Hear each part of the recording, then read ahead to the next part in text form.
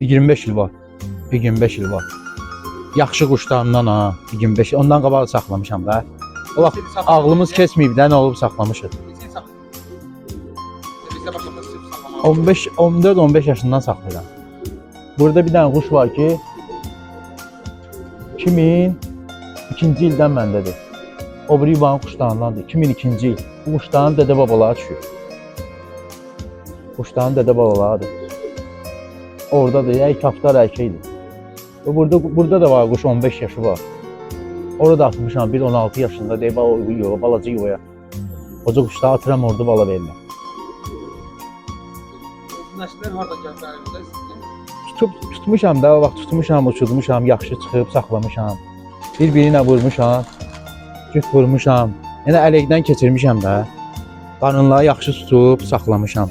Hansız oynayırıq da, bu quşbaz əhli bilir də.